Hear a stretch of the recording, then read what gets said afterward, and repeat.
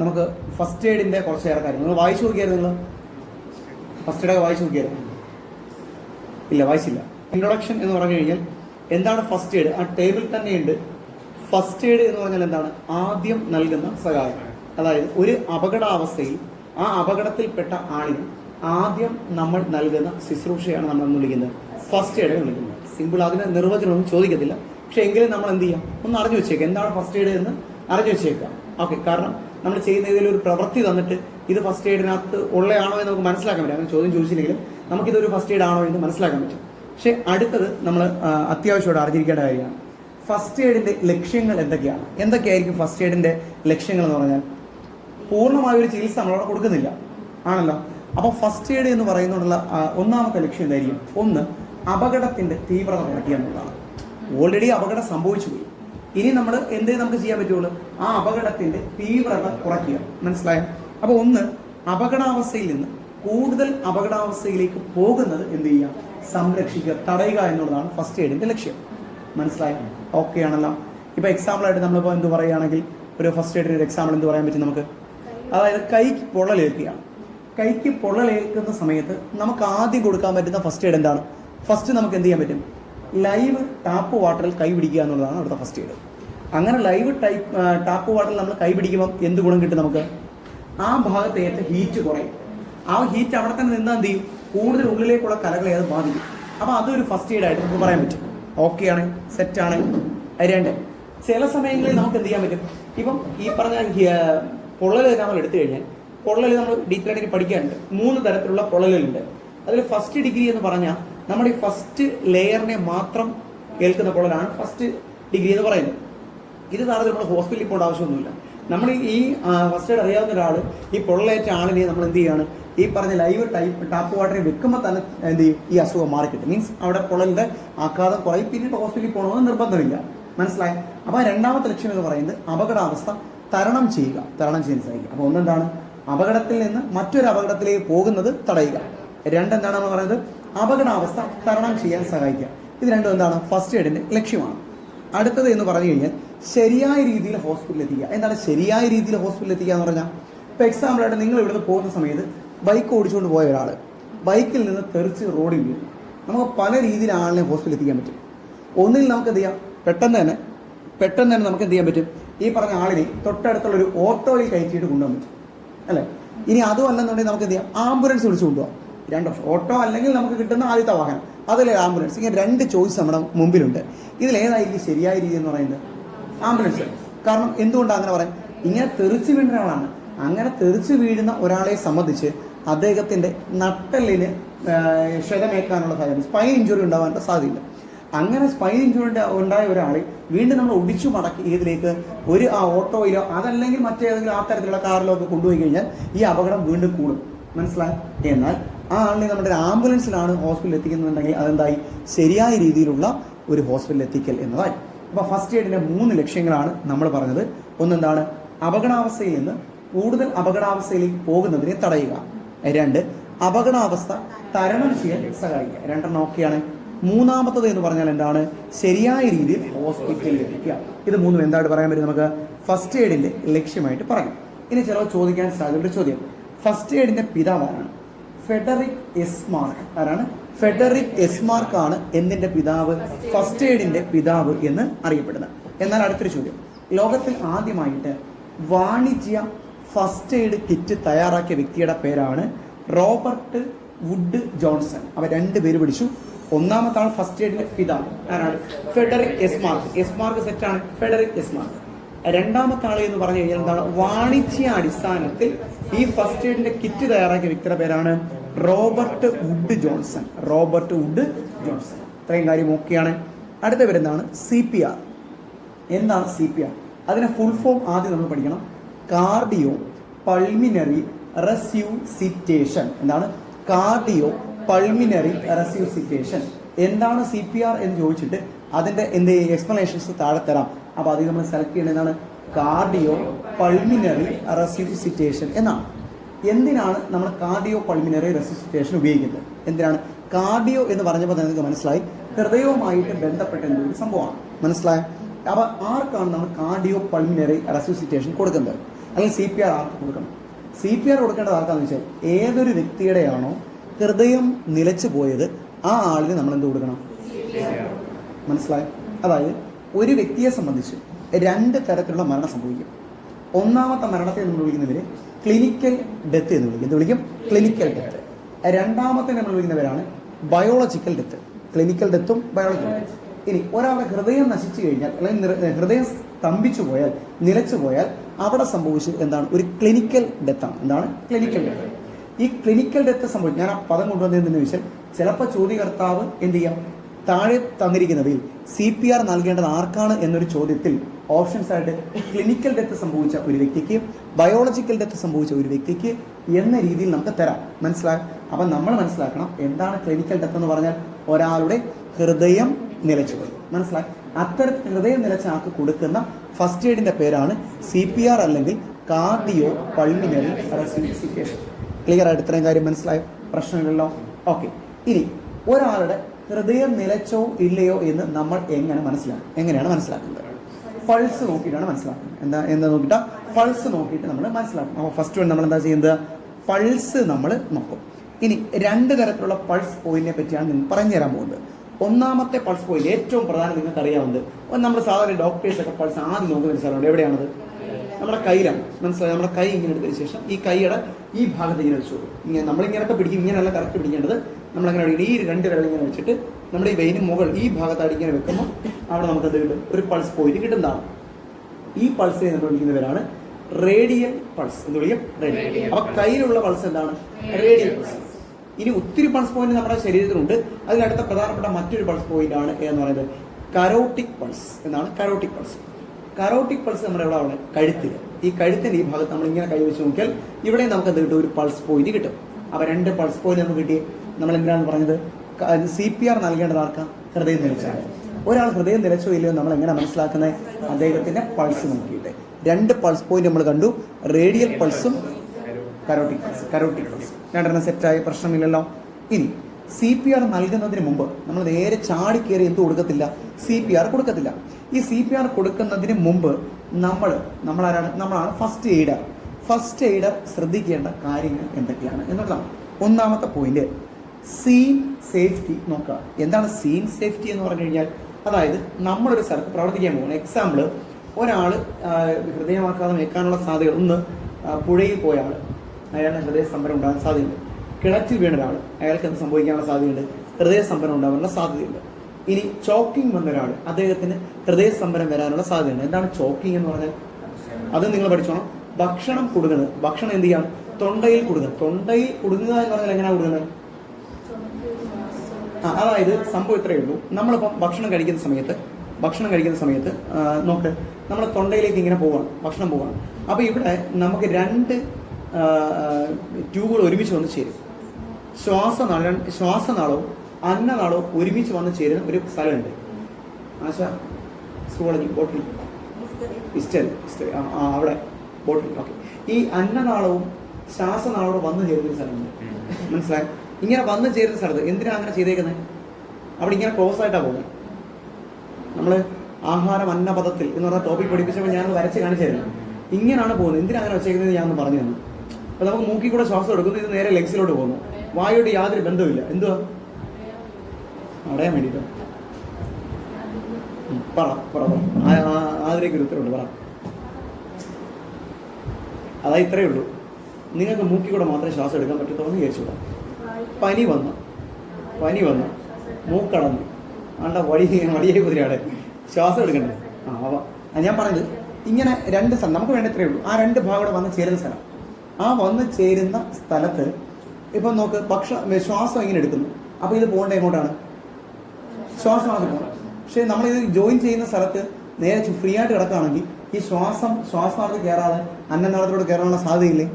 അപ്പോൾ എന്ത് ചെയ്യുമെന്ന് വെച്ചാൽ ഈ ശ്വാസനാളത്തിലൂടെ പോകുന്ന സമയത്ത് ഈ അന്നനാളം ഒരു ഡോർ പോലുള്ള സാധനം വെച്ച് അടയ്ക്കും. ഡോറിൻ്റെ പേര് കൂടെ ഒന്ന് പഠിച്ചു വെച്ചോണം. ക്ലോമ വിധാനം അല്ലെങ്കിൽ എപ്പിഗ്ലോട്ടിക്സ്. ഈ എപ്പിഗ്ലോട്ടിക്സ് അല്ലെങ്കിൽ ക്ലോമ വിധാനം എന്ത് ചെയ്യും? ഈ അന്നനാളം അടച്ചു വെക്കും. അപ്പോൾ ശ്വാസം എങ്ങോട്ട് പോകും? ശ്വാസനാളത്തിൽ പോകും. ഇനി നമ്മൾ ഭക്ഷണം കഴിക്കുമ്പോൾ എന്ത് സംഭവിക്കും? ഈ ശ്വാസനാളത്തിൽ നിന്ന് ഓപ്പൺ ആയിട്ട് ചെറിയൊരു സ്പേസേ ഉള്ളൂ. ഇത് ഓപ്പൺ ആയി കഴിഞ്ഞാൽ ഓപ്പൺ ആയിട്ട് നേരെ ഏതാണ് ക്ലോസ് ചെയ്യും? അന്നനാളം ക്ലോസ് ചെയ്യും. കാരണം ഫുഡ് അങ്ങോട്ട് കയറാൻ പാടില്ല.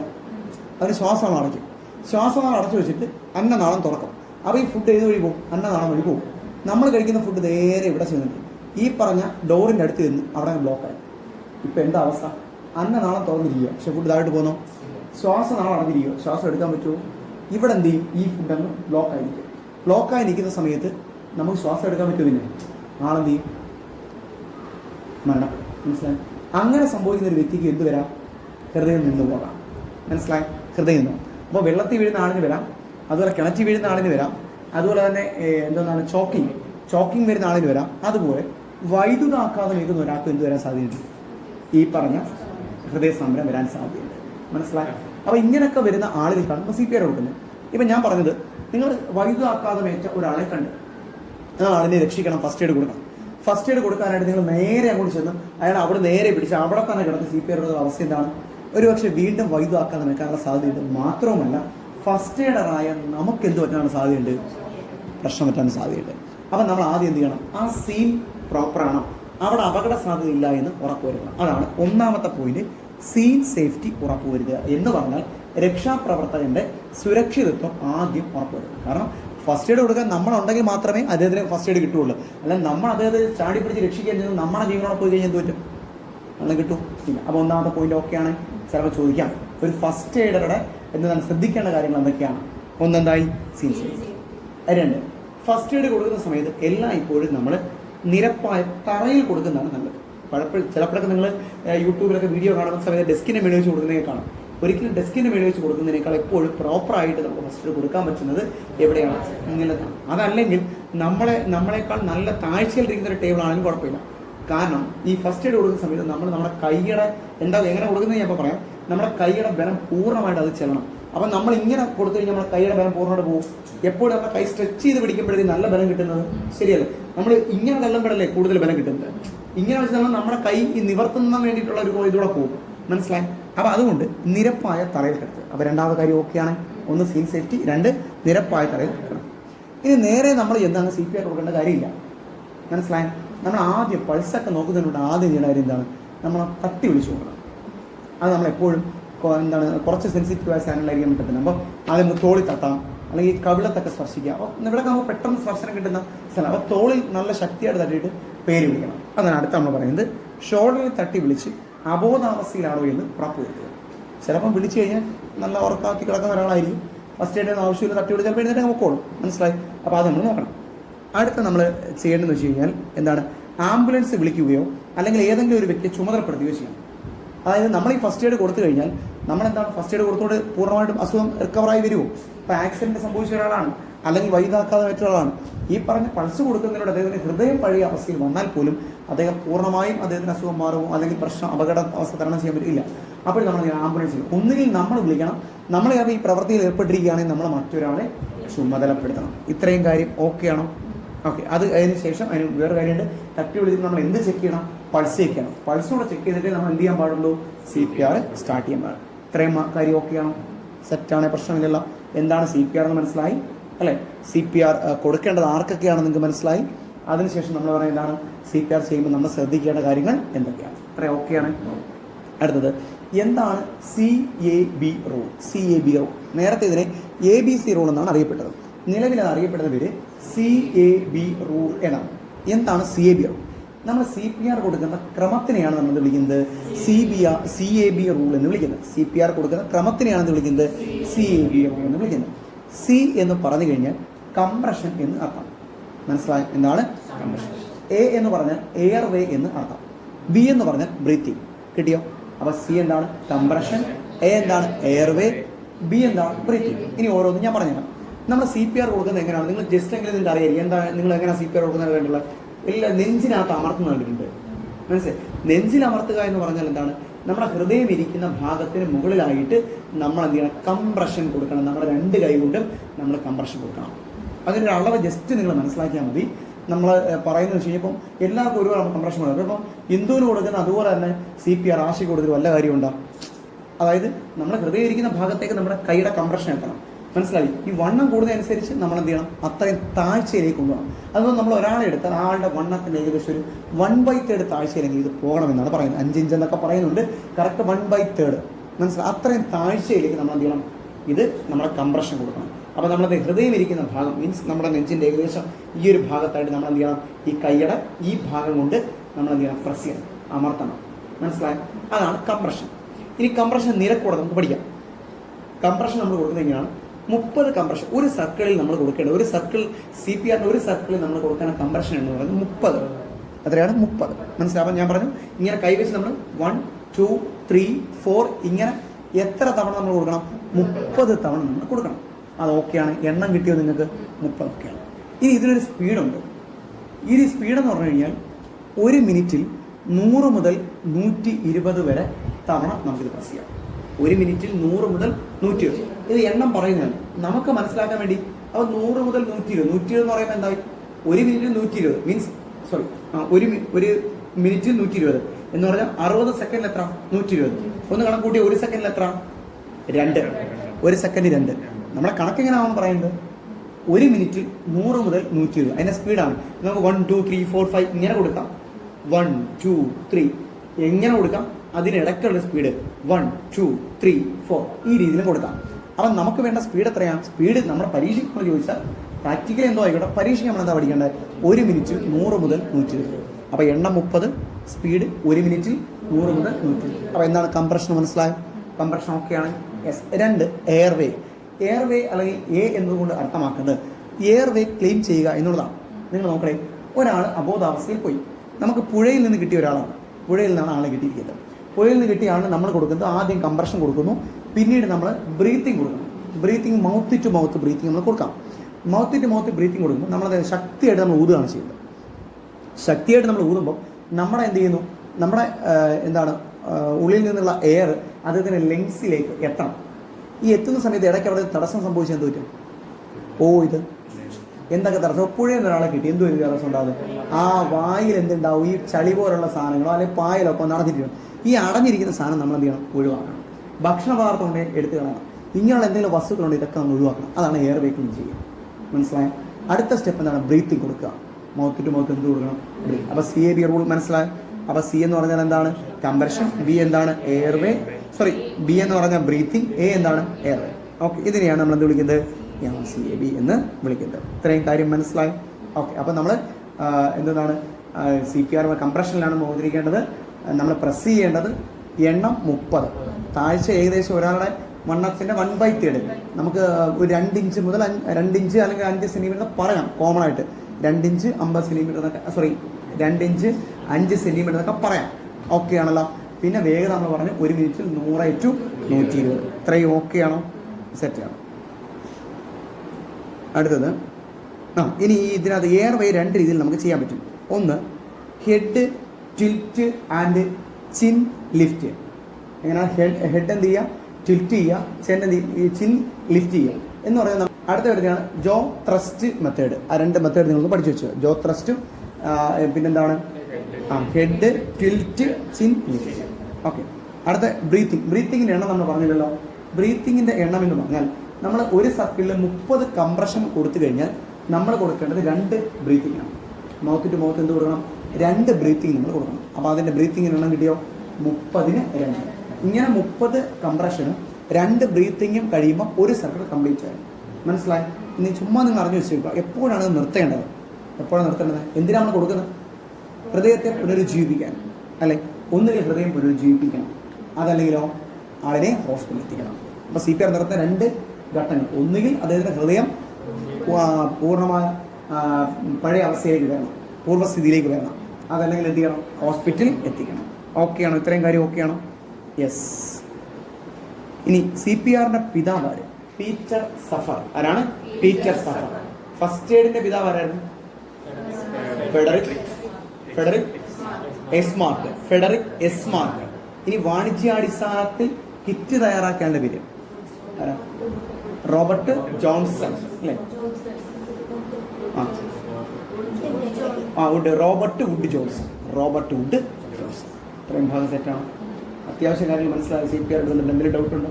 ഇത്രയും കാര്യം വെച്ചു. അടുത്ത നമ്മൾ ബേൺസിലേക്കാണ് പോകുന്നത്. താപം മൂലം ശരീരത്തിലുണ്ടാകുന്ന പരിക്കിനെയാണ് നമ്മൾ എന്ന് വിളിക്കുന്നത് ബേൺസ് അല്ലെങ്കിൽ പൊള്ളൽ എന്ന് വിളിക്കുന്നത്. മനസ്സിലായി? ഒരു വ്യക്തിയുടെ ശരീരത്തിൽ എങ്ങനെയാണ് പൊള്ളൽ ഉണ്ടാകുന്നത് എന്ന് ചോദിച്ചു കഴിഞ്ഞാൽ നേരെ എന്ത് ചെയ്യാണ്, നമ്മളിപ്പം ഇവിടെ ഒരു ശരീരഭാഗത്തേക്ക് എന്ത് ചെയ്യുകയാണ്, ഈ പറഞ്ഞ ഹീറ്റ് വന്ന് പതിക്കുകയാണ്. ഹീറ്റ് വന്ന് പതിക്കുന്ന സമയത്ത് ആ ഭാഗത്തെ കോശങ്ങൾക്ക് നാശം സംഭവിച്ചാണ് എന്ത് സംഭവിക്കുന്നത്, ബേൺസ് ഉണ്ടാകുന്നത്. മനസ്സിലാക്കുക. ഓക്കെ ആണല്ലോ. ഇനി ഇതിനെ ക്ലാസിഫിക്കേഷനാണ് നമ്മൾ പോകുന്നത്. അല്ലെങ്കിൽ ഏതൊക്കെ രീതിയിൽ ബേൺസ് ഉണ്ടാകാമെന്ന് നമുക്കൊന്നറിയാം. ഏതൊക്കെ രീതിയിൽ ഉണ്ടാകാം? ഒന്ന് നോക്കണേ, ഈ താപമോ കോൾഡോ, തണുപ്പുകൊണ്ട് പൊള്ളലുണ്ടാവും, തീർച്ചയായിട്ടും തണുപ്പുകൊണ്ട്. അപ്പോൾ ഹീറ്റ് കൊണ്ടോ കോൾഡ് കൊണ്ടോ ഉണ്ടാകുന്ന പൊള്ളനെ നമ്മൾ വിളിക്കുന്ന പേരാണ് തെർമൽ ബേൺസ്. മനസ്സിലായി? അപ്പോൾ തെർമൽ ബേൺസ് എന്ന് പറയുന്നത് നിങ്ങൾ പഠിക്കണം. ഒന്നുകിൽ ഹീറ്റ് അല്ലെങ്കിൽ കോൾഡ്, ഇതുകൊണ്ടുണ്ടാകുന്ന പൊള്ളലിനെയാണ് നമ്മൾ വിളിക്കുന്നത് തെർമൽ ബേൺസ് എന്ന് വിളിക്കുന്നത്. ഇനി ആസിഡോ ആൽക്കലിയോ മീൻസ് അതൊക്കെ കെമിക്കൽസ് അല്ലേ, അതുകൊണ്ട് സിമ്പിളായി വിളിക്കുക കെമിക്കൽ ബേൺസ്. ആസിഡോ ആൽക്കലിയോ മൂലം ഉണ്ടാകുന്ന ബേൺസിനെയാണ് കെമിക്കൽ ബേൺസ്. ഇനി കറണ്ട്, ലൈറ്റിംഗ്, മനസ്സിലായി, നമ്മുടെ വീട്ടിലെ വൈദ്യുതി മൂലമോ അല്ലെങ്കിൽ ലൈറ്റിംഗ് ഇടിമിന്നൽ മൂലമോ ഒക്കെ ഉണ്ടായിക്കഴിഞ്ഞാൽ അതിനെ നമ്മൾ വിളിക്കുന്ന പേരാണ് എന്ത്, ഇലക്ട്രിക്കൽ ബേൺസ്. ഇലക്ട്രിസിറ്റി എന്ന രീതിയിൽ നിങ്ങൾ എന്ത് ചെയ്യണം, ഇലക്ട്രിക്കൽ ബേൺസ്. അടുത്തത് സൺറൈ, അതുപോലെ അൾട്രാവയലറ്റ് രശ്മികൾ, ഇതൊക്കെ ഏറ്റ് നമുക്കുണ്ടാകുന്ന ബേൺസിനെ നമ്മൾ റേഡിയേഷൻ ബേൺസ് എന്നാണ് വിളിക്കുന്നത്. എന്ത് വിളിക്കുന്നത്, റേഡിയേഷൻ ബേൺസ്. അപ്പം 4 തരത്തിൽ ബേൺസിനെ നമ്മൾ തരംതിരിച്ചു. ഒന്ന് thermal burns, chemical burns, electrical burns, radiation burns. ഓരോന്നും മനസ്സിലായി? നമ്മൾ ഹീറ്റോ കോൾഡോ ആണെങ്കിൽ തെർമൽ, ആസിഡോ ആൽക്കലിയോ ആണെങ്കിൽ കെമിക്കൽ, ഇനി സൺറേ അതുപോലെ അൾട്രാവയലറ്റ് ഒക്കെ ആണെങ്കിൽ റേഡിയേഷൻ. അതുപോലെ നമ്മൾ പറഞ്ഞു ലൈറ്റനിങ്, ഹൗസ് കറണ്ട് എന്നൊക്കെ ആണെങ്കിൽ എന്താണ്, ഇലക്ട്രിക്കൽ ബേൺസ്. ഇത്രയും ഓക്കെയാണോ? യെസ്. ഇനി അടുത്ത് നമ്മൾ പറയുന്നത് ക്ലാസിഫിക്കേഷൻ, ബേൺസിൻ്റെ ക്ലാസിഫിക്കേഷൻ. നമ്മുടെ ശരീരത്തിലുള്ള സ്കിന്നിൻ്റെ ഏത് ലെയറിനെയാണോ ഈ ബേൺ ഏൽക്കുന്നത് എന്നതിനെ അടിസ്ഥാനപ്പെടുത്തി നമ്മൾ ബേൺസിനെ ക്ലാസിഫൈ ചെയ്യും. ഒന്നാമത്തെ ക്ലാസിഫിക്കേഷനാണ് എന്നു പറയുന്നത് ഫസ്റ്റ് ഡിഗ്രി ബേൺ. ഇതാണ് first degree burn. First degree burn എന്ന് പറഞ്ഞു കഴിഞ്ഞാൽ സ്കിന്നിൻ്റെ അല്ലെങ്കിൽ ത്വക്കിൻ്റെ ഒന്നാമത്തെ ലെയറിന് ഏൽക്കുന്ന ബേൺ. ഒന്നാമത്തെ ലെയറിനെ നമ്മൾ വിളിക്കുന്ന പേരാണ് എപ്പിഡെർമിസ്. എന്ന് വിളിക്കും, എപ്പിഡെർമിസ്. അപ്പോൾ ഒറ്റ വാക്കിൽ പറഞ്ഞാൽ നമുക്ക് പറയാം ഫസ്റ്റ് ഡിഗ്രി ബേൺ എന്ന് പറഞ്ഞു കഴിഞ്ഞാൽ എപ്പിഡെർമിസിന് എന്താണ് പൊള്ളൽ ഏൽക്കുന്നതിനെയാണ് നമ്മൾ വിളിക്കുന്നത് ഫസ്റ്റ് ഡിഗ്രി ബേൺ എന്ന് വിളിക്കുന്നത്. മനസ്സിലായ? ഓക്കെ. ഇത്തരത്തിൽ എന്തുണ്ടായി കഴിഞ്ഞാൽ ഇതിൻ്റെ ഒരു ലക്ഷണം, ഇത് ഫസ്റ്റ് ഡിഗ്രി ആണെന്ന് മനസ്സിലാക്കാൻ കാരണം ഫസ്റ്റ് ഡിഗ്രിയുടെ ഒരു പ്രശ്നം നമ്മൾ പല രീതിയിൽ ബേൺസ് കാണും. ചിലത് നമ്മൾ എന്താണ് ജസ്റ്റ് നമ്മൾ കൊണ്ടിട്ട് മാറ്റുമ്പോഴത്തേക്ക് ഒരു കറുത്ത റൗണ്ട് മാത്രം, അത് പ്രധാനമായിട്ട് അടുക്കളയിലൊക്കെ ഉണ്ടാകുന്നത്. കാരണം അപ്പുറത്ത് 2 അടുക്കുണ്ടായിരിക്കും അല്ലേ. നമ്മളത് ഈ അടുപ്പിലെ സാധനം ഇങ്ങനെ വാങ്ങിയെടുക്കുന്ന സമയത്ത് കൈ ജസ്റ്റ് ഒന്ന് തട്ട് ഒരു റൗണ്ട് അടിക്കും അല്ലേ, പൊങ്ങിയൊന്നും എടുത്തൊരു റൗണ്ട് മാത്രം വരും. അതിന് നമ്മൾ മനസ്സിലാക്കണം എന്താണ് ഫസ്റ്റ് ഡിഗ്രിയാണ്. ഇതിൻ്റെ പ്രശ്നം എന്താണ്, ഭയങ്കര നീറ്റിലായിരിക്കും, ഭയങ്കരമായി നീറ്റിലായിരിക്കും. നീറ്റെന്ന് വെച്ചാൽ നമുക്ക് സഹിക്കാൻ പറ്റുന്ന നീറ്റിലായിരിക്കും, വേറെ പ്രശ്നമൊന്നുമില്ല. അതാണ് അതിൻ്റെ ഒരു ലക്ഷണം എന്ന് പറയുന്നത്. മനസ്സിലായി? ശക്തി നീറ്റിലായിരിക്കും. അപ്പോൾ അതിന് നമ്മൾ നേരത്തെ പറഞ്ഞുകൊണ്ട് ലൈവ് ടാപ്പ് വാട്ടർ കൊടുത്താണ്, വേറെ ഹോസ്പിറ്റലിൽ പോകേണ്ട ആവശ്യം ഇല്ലതാണ്. 3 മുതൽ 5 ദിവസം കൊണ്ട് നമ്മുടെ എന്ത് ചെയ്യും, ഈ ബ്ലാക്ക് കളർ ഇല്ലാതായി മാറും. മീൻസ് അത് പൂർണ്ണമായിട്ടും ആ അസുഖം മാറും. മനസ്സിലായി? അപ്പോൾ ഫസ്റ്റ് ഡിഗ്രി നമ്മൾ ഓർത്തിക്കുന്ന പോയിന്റ് എന്താണ്, എപ്പിഡെർമിസിന് നിൽക്കുന്ന ബേൺസ് ആണ്. ഓക്കെ. ഇനി ഇതിൻ്റെ മറ്റൊരു പേരോടെ പഠിച്ചോളാം, സൂപ്പർഫിഷ്യൽ ബേൺസ്. അപ്പോൾ ഫസ്റ്റ് ഡിഗ്രി ബേണിനെ തന്നെയാണ് എന്ത് പേരിൽ അറിയപ്പെടുന്നത്, സൂപ്പർഫിഷ്യൽ ബേൺസ് എന്ന് കൂടി അറിയപ്പെടുന്നത്. ഫസ്റ്റ് ഡിഗ്രി ബേണിനെ തന്നെ എന്തറിയപ്പെടും, സൂപ്പർഫിഷ്യൽ ബേൺ എന്ന് കൂടി അറിയപ്പെടും. ഇനി സെക്കൻഡ് ഡിഗ്രി ബേൺ എന്ന് പറഞ്ഞാൽ നമ്മുടെ എപ്പിഡെർമിസായി തൊട്ട് താഴത്തെ ലെയർ ഡെർമിസ്. മനസ്സിലായോ? ഡെർമിസിന് ഏൽക്കുന്ന എന്താണ് പൊള്ളലാണ് എന്ന് പറയുന്നത് സെക്കൻഡ് ഡിഗ്രി ബേൺ എന്ന് വിളിക്കുന്നത്. മനസ്സിലായി? ഡെർമിസ് അല്ലെങ്കിൽ എൻഡോഡെർമിസിന് ഏൽക്കുന്ന എന്താണ് ക്ഷതം അല്ലെങ്കിൽ പൊള്ളൽ. ക്ഷതം എന്ന് പറയാൻ പറ്റൂല, പൊള്ളലിനെയാണ് നമ്മൾ വിളിക്കുന്നത് സെക്കൻഡ് ഡിഗ്രി ബേൺ എന്ന് പറയും. എന്താണ് സെക്കൻഡ് ഡിഗ്രി ബേണിന്റെ ലക്ഷണം? നമ്മൾ നേരത്തെ പറഞ്ഞു ഞാൻ ജസ്റ്റ് കൊള്ളുന്ന ഒരു കറുത്ത പാട് മാത്രം. ഇനി ചില സമയത്ത് എന്ത് പറ്റും, ഇതങ്ങ് ഒരു കുമണ വരുമോ, ആ കുമണ വന്നാൽ നമ്മൾ മനസ്സിലാക്കിക്കോണം ഇത് എവിടെ എത്തിക്കഴിഞ്ഞു, രണ്ടാമത്തെ ലെയറിലെത്തി ഇത് സെക്കൻഡ് ഡിഗ്രി ആയിട്ടുണ്ട്, രണ്ടായി മാറിയിട്ടുണ്ട്, സെക്കൻഡ് ഡിഗ്രി ആയി മാറിയിട്ടുണ്ട് എന്ന് നിങ്ങൾ ഓർക്കണം. ഇത് കിട്ടിയോ? സെറ്റാണ്. അപ്പോൾ സെക്കൻഡ് ഡിഗ്രി ബേൺ എന്ന് പറയാൻ ഡെർമിസ് അല്ലെങ്കിൽ എൻഡോഡെർമിസിന് ഏൽക്കും അല്ലേ. ലക്ഷണം എന്താണ്, കുമള പോലെ വരും. അവിടെയും നമ്മൾ ഫസ്റ്റ് എയ്ഡ് എന്ന് പറഞ്ഞാൽ എന്താണ്, ടാപ്പ് വാട്ടർ തന്നെയാണ്. മനസ്സിലായി? ഇതിനെ നമ്മൾ പാർഷ്യൽ തിക്നെസ് ബേൺ എന്ന് വിളിക്കും. ഫസ്റ്റ് ഡിഗ്രിയുടെ മറ്റൊരു പേര് എന്താണ്, സൂപ്പർഫിഷ്യൽ ബേൺസ്. സെക്കൻഡ് ഡിഗ്രി ആണെങ്കിലോ partial thickness burn, partial thickness burn. ഇത്രയും കാര്യം ഓക്കെയാണോ? വീട്ടിൽ തൊട്ട് താഴെയുള്ള ലെയർ ഹൈപ്പോഡെർമിസ്, താഴെ എന്ന് പറയുമ്പോൾ ഹൈപ്പോഡെർമിസ്. ഈ ഹൈപ്പോഡെർമിസിന് ഏൽക്കുന്ന എന്തോന്നാണ് പൊള്ളലിനെയാണ് നമ്മൾ വിളിക്കുന്നത് 3rd ഡിഗ്രി ബേൺ എന്ന് വിളിക്കുന്നത്. അത് മുമ്പ് ഇവിടെ നമ്മുടെ ടിഷ്യൂ കലകളിലേക്ക് എന്തെത്തും? ഈ പൊള്ളലേൽക്കും. മനസ്സിലായി? അത് കുറച്ച് ഡേഞ്ചറാണ്. മസ്റ്റായിട്ട് നമ്മൾ എന്ത് ചെയ്തിരിക്കണം? ഹോസ്പിറ്റലിൽ പോയിരിക്കണം. മനസ്സിലായോ? അതാണ് ഇതിനകത്ത് വരുന്നത്, ഈ 3rd ഡിഗ്രി വരുന്നത്. 2nd ഡിഗ്രിയെ നമ്മൾ പാർഷ്യൽ തിക്നെസ് ബേൺ എന്നാണ് വിളിച്ചതെങ്കിൽ 3rd ഡിഗ്രി നമ്മൾ വിളിക്കുന്നവര് ഫുൾ തിക്നെസ് ബേൺ എന്ന് വിളിക്കും. എന്ത് വിളിക്കും? Full thickness burn. അപ്പൊ 3rd ഡിഗ്രി എന്ത് വിളിക്കും? ഫുൾ തിക്നെസ് ബേൺ എന്ന് വിളിക്കുന്നതാണ്. ഓക്കെ. ഇനി 2nd ഡിഗ്രിയിൽ നമ്മൾ ഫസ്റ്റ് എയ്ഡ് കൊടുക്കുന്ന സമയത്ത് ശ്രദ്ധിക്കേണ്ട കാര്യമാണ്, 1st ഡിഗ്രി 2nd ഡിഗ്രിയിൽ ലൈവ് ടാപ്പ് വാട്ടർ കൊടുക്കുക. 3rd ഡിഗ്രി ആകുമ്പോൾ ഇമ്മീഡിയറ്റ് ആയിട്ട് ഹോസ്പിറ്റലിൽ എത്തിക്കുക. ക്ലിയർ? ഇനി 2nd ഡിഗ്രിയിൽ ഈ ഉണ്ടാകുന്ന കുമ്പളകൾ, നമുക്ക് എന്താണ് ഈ കുമ്പളയൊക്കെ വന്നു കഴിഞ്ഞാൽ നമ്മുടെ ഒരു അവസ്ഥ എന്താണ്? എങ്ങനെ ഇതൊന്ന് കുത്തി പൊട്ടിക്കുക, അതാണ് നമ്മുടെ ഒരു അല്ലേ ഒരു സന്തോഷമുള്ള കാര്യമല്ലേ. കുത്തി എങ്ങനെ പൊട്ടിക്കണം? ഇത് പൊട്ടിക്കാം. ഇത് നിങ്ങൾക്കുള്ള ചോദ്യമാണ്. അതായത് ഒരാൾ പൊള്ളലേച്ച് നിങ്ങളുടെ മുമ്പിൽ വീണു, ജോലി കയറിയെന്ന് വെച്ചു, പൊള്ളലേച്ച് നിങ്ങളുടെ മുന്നിൽ വീണ് കഴിഞ്ഞാൽ നിങ്ങൾ ആളിന് വെള്ളം കൊടുക്കുകയോ ഇല്ലയോ? പൊള്ളലേറ്റ് ഒരാൾക്ക് വെള്ളം കൊടുക്കുമോ ഇല്ലയോ? ബോധം ഉണ്ടെങ്കിൽ നമ്മൾ വെള്ളം കൊടുക്കും, ബോധമില്ലേ വെള്ളം കൊടുക്കാൻ പാടില്ല. ഏത് ആക്സിഡന്റ് കേസിലാണെങ്കിലും നമ്മൾ ആദ്യം ചെയ്യുന്ന കാര്യം 2 കാര്യങ്ങളാണ് നമ്മൾ ആദ്യം ചെയ്യുന്നത്. ഒന്നെന്ന് പറയുന്നത് കുറച്ച് വെള്ളം ദേഹത്ത് ഒഴിക്കുക, മുഖത്തൊക്കെ വാരി തളിക്കുക. 2, കുറച്ച് വെള്ളം കുടിപ്പിക്കുക. കാരണം നമുക്ക് പെട്ടെന്ന് കിട്ടുന്ന സാധനം വെള്ളമാണല്ലോ. മനസ്സിലായി?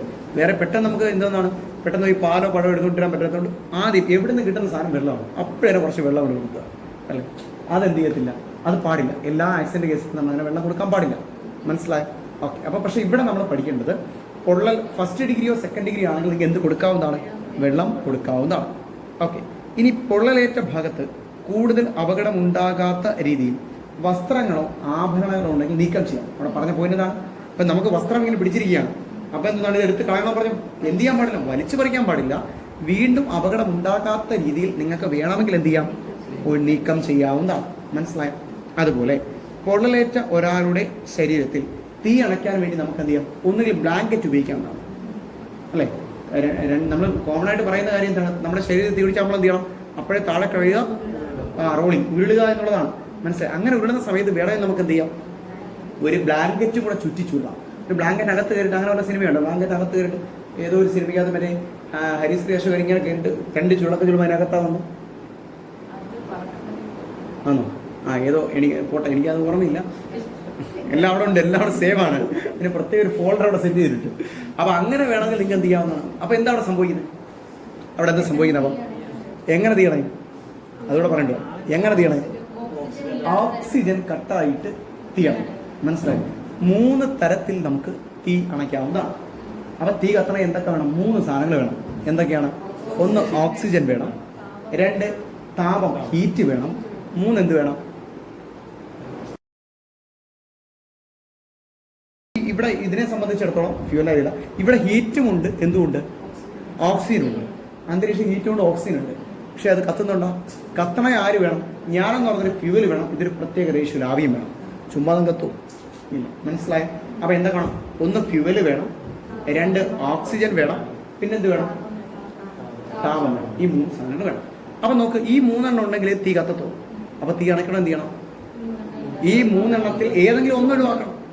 അപ്പൊ ഇത് 3 ഉണ്ടെങ്കിലേ എന്ത് ചെയ്യത്തുള്ളൂ? തീ കത്തത്തുള്ളൂ. അതുകൊണ്ട് തന്നെ നമ്മൾ ഇതിനെ ഒരു ട്രയാങ്കിൾ എടുത്തിട്ട് അതിന്റെ 3 സൈഡിലായിട്ട് ഫിക്സ് ചെയ്യും. ട്രയാങ്കിൾ എടുക്കും, ഒരു സൈഡിൽ ഹീറ്റ്, മറ്റൊരു സൈഡിൽ എന്തോന്ന്? ഫ്യൂവല്, മറ്റൊരു സൈഡിൽ എന്തോന്ന്? ഓക്സിജൻ. ഇതിൽ നിന്ന് ഏതെങ്കിലും ഒരെണ്ണത്തിന് എടുത്ത് കളഞ്ഞാൽ എന്ത് പറ്റും? തീയാണ്. നമ്മൾ ഇവിടെ ചെയ്ത് എന്താണ്? ഓക്സിജനെ കട്ട് ചെയ്യും. ഓക്സിജനെ കട്ട് ചെയ്ത് തീ അണയ്ക്കുന്ന രീതി പഠിച്ചോണം. സ്മോദറിങ് എന്ന് പറയും. എന്ത് വിളിക്കും? സ്മോദറിങ്. ഓക്കെയാണോ? സെറ്റാണ്. ഇനി അടുത്ത വരുന്നൊരു സംഭവമാണ് എന്ന് പറയുന്നത് ഫ്യൂവൽ. ഫ്യൂവലിനെ ഒഴിവാക്കി നമ്മൾ എന്ത് ചെയ്യുന്നു? തീ കെടുത്തുന്നു. ഫ്യൂവലിനെ ഒഴിവാക്കുക എന്ന് പറഞ്ഞാൽ എന്താണ്? നമ്മൾ ഈ ഫ്യൂവൽ എല്ലാം എടുത്ത് മാറും. അപ്പൊ തീ ഇങ്ങനെ കത്തി വരികയാണ്. ആ തീ എന്ത് ചെയ്യാണ്? നമ്മുടെ ഈ വസ്തുക്കൾ, പിന്നെ ഫ്യൂവൽ എന്ന് പറഞ്ഞാൽ എന്താണ്? ഒരു മനുഷ്യരാകാം, അല്ലെങ്കിൽ എന്തോന്നാകാം, ഈ പറഞ്ഞ ലിക്വിഡ്സ്, പെട്രോൾ, ഡീസൽ പോലുള്ള പിന്നെ ലിക്വിഡ്സ് ആവാം. അതും അല്ലെങ്കിൽ എന്താവാം? ഗ്യാസ് ആകാം. ഇതും അല്ലെങ്കിൽ കരവസ്തുക്കൾ, തടി പോലുള്ള വസ്തുക്കളാവാം. മനസ്സിലായി? അപ്പൊ ഇങ്ങനെ ഇതിനെയൊക്കെ ഫ്യൂവൽ എന്ന് വിളിക്കുന്നത്. അപ്പൊ ഇവിടെ നിന്ന് ഇങ്ങനെ കത്തി വരുന്ന വഴിക്ക് നമ്മൾ ഇപ്പോൾ എക്സാമ്പിൾ ഞാൻ പറയുകയാണ്, ഇവിടെ നല്ല ഉണക്ക സമയത്ത് മൊത്തം പുല്ല് ഇങ്ങനെ നിൽക്കുകയാണ്. പുല്ല് നിൽക്കുന്ന സമയത്ത് താഴ്ന്നേ തീ കത്തി ഇങ്ങനെ മുകളിലോട്ട് വരികയാണ്. മുകളിലേക്ക് വരുന്ന സമയത്ത് നമുക്ക് മനസ്സിലായി ഇത് കത്തിക്കഴിഞ്ഞാൽ വരും ഈ ഏരിയ ഫുള്ള് കത്തിപ്പോവും. അപ്പോഴും നമ്മൾ നേരെ എന്ത് ചെയ്യുന്നു, ഈ ഉണങ്ങിയ പുല്ലിനെ ഇടയ്ക്കൊരു പാർട്ട് എടുത്തിട്ട് ആ പുല്ല് പെട്ടെന്ന് നമ്മൾ വെട്ടിയാൽ നീക്കം ചെയ്യുന്നു. എന്ത് പറ്റും? തീ അവിടെ വരുമ്പോൾ സ്റ്റോപ്പ് ആവും. മനസ്സിലായി? അവിടെ സ്റ്റോപ്പ് ആവും. അവിടെ എന്തിനാ നമ്മൾ കട്ട് ചെയ്ത്? ഫ്യൂവലിനെ കട്ട് ചെയ്ത്. എന്തുകൊണ്ടാണ് ഇവൻ തീ ഇങ്ങോട്ട് കയറാൻ? തീയുടെ ഭക്ഷണം തീർന്നവിടെ അവൻ പട്ടിണിയായി. വിളിക്കുന്നത് പേര് സ്റ്റാർവേഷൻ. അപ്പൊ ഫ്യൂവലിനെ കട്ട് ചെയ്താൽ സ്റ്റാർവേഷൻ, പട്ടിണിക്കിട്ട് തീ അണക്കിയ എന്ന് നമുക്ക് പറയാൻ പറ്റും. അപ്പൊ ഒന്നാമത്തെ ഓക്സിജൻ ആയി സ്മോദറിംഗ് ആയി. രണ്ട്, പട്ടിണി കെട്ടപ്പോ എന്തായി എന്ന് പറഞ്ഞാൽ എന്തോന്നാ? ഫ്യൂവലിനെ കട്ട് ചെയ്തു. ഫ്യൂവലിനെ കട്ട് ചെയ്താൽ എന്തായി? സ്റ്റാർവേഷൻ. ഇനി നമുക്ക് സാധാരണഗതിയിൽ തീ കത്തിക്കൊണ്ടിരിക്കുകയാണ്. അപ്പൊ അവിടെ എന്തോ നമ്മൾ ചെയ്യുന്നത്? ചുമ്മാ തീ കത്തി കഴിഞ്ഞാൽ എന്താണ് അവിടെ ചെയ്യുന്നത്? വെള്ളം ഒഴിക്കും. എന്തിനാ വെള്ളം ഒഴിക്കുന്നത്? താപം, ഹീറ്റ് നമ്മൾ എന്ത് ചെയ്യാൻ വേണ്ടി? കുറയ്ക്കാം. ഹീറ്റ് കുറയ്ക്കുക മീൻസ് കൂൾ ചെയ്യാം. വെള്ളം ഒഴിച്ചതാണ് കൂളിംഗ്. അപ്പൊ ഹീറ്റ് കട്ട് ചെയ്തിട്ട് വിളിക്കുന്നത് എന്താണ്? കൂളിംഗ്. അപ്പൊ 3 രീതി മനസ്സിലായി? തീ അണയ്ക്കുന്ന 3 രീതി വരയ്ക്കുക. ഒന്ന് സ്മോദറിങ്, അല്ലെങ്കിൽ അതിനെ വിളിക്കുന്ന ഒരു ബ്ലാങ്കറ്റ്. സ്മോദറിങ് അല്ലെങ്കിൽ നമ്മൾ വിളിക്കും ബ്ലാങ്കറ്റ്. നേരെ ബ്ലാങ്കറ്റ് ഇട്ട് മീൻസ് അടച്ച് ഓക്സിജനെ കട്ട് ചെയ്ത് മനസ്സിലായി അതാക്കി. അടുത്ത നമ്മൾ പറഞ്ഞത് എന്താണ്? സ്റ്റാർവേഷൻ. സ്റ്റാർവേഷൻ എന്ന് പറഞ്ഞാൽ എന്താണ്? ഫ്യൂവലിനെ നീക്കം ചെയ്യും. അടുത്ത എന്താണ്? കൂളിംഗ്. ആരെ നീക്കം ചെയ്ത്? ഈ താപം, ഹീറ്റിനെ നീക്കം ചെയ്യും അല്ലെ? അപ്പൊ ഇവിടെ ഒരു ആള് തറയിൽ കിടന്ന് വിടുക എന്ന് പറഞ്ഞാൽ എന്തായി? അവിടെ എന്ത് കൊടുത്ത് നമ്മൾ ഈ പറഞ്ഞ ഓക്സിജനെ കട്ട് ചെയ്തു. ബ്ലാങ്കറ്റ് കൂടെ ചുറ്റിയപ്പോഴത്തെ ഓക്സിജനെ കട്ട് ചെയ്തു. ഓക്സിജനെ കട്ട് ചെയ്തപ്പോൾ നമ്മൾ എന്താ വിളിച്ചത്? സ്മോദറിങ്, അല്ലെങ്കിൽ എന്താ വിളിക്കും? ബ്ലാങ്കറ്റ്. സ്മോദറിങ് അല്ലെങ്കിൽ ബ്ലാങ്കറ്റ്. ഇത്രയും കാര്യം ഓക്കെയാണോ? ഓക്കെ. ഇനി നമ്മൾ പറയുന്ന ഒരു സാധനമാണ് റൂൾ ഓഫ് 9. നിങ്ങൾ റൂൾ ഓഫ് 9 കേട്ടിട്ടുണ്ടോ?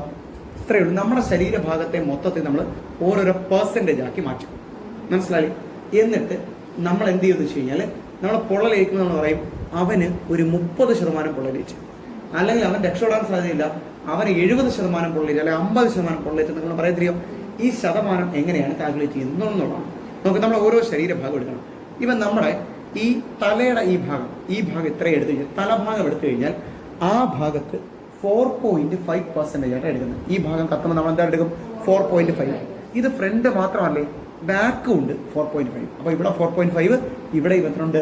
4.5. ഓക്കെ ആണ്. ഇനി കൈകൾ, 2 കൈ, ഈ കൈ 4.5, ഈ കൈ എത്ര വരും? 4.5. അപ്പൊ കൈയുടെ പെർസെന്റ് എത്ര? 4.5. ഇനി നേരെ നോക്ക്, ഇവിടെ നമ്മൾ എടുക്കുകയാണെങ്കിൽ 3 നമ്മൾ ഡിവൈഡ് ചെയ്യും. 3 ഡിവൈഡ് ചെയ്യുമ്പോൾ ഏറ്റവും ടോപ്പ് മീൻസ് നമ്മുടെ ചെസ്റ്റിന്റെ മുകൾ ഭാഗം നമുക്ക് ഒരു 9, നടുഭാഗം നമ്മൾ എന്തെടുക്കുന്നു? ഒരു 18, ഏറ്റവും താഴെത്ര 9.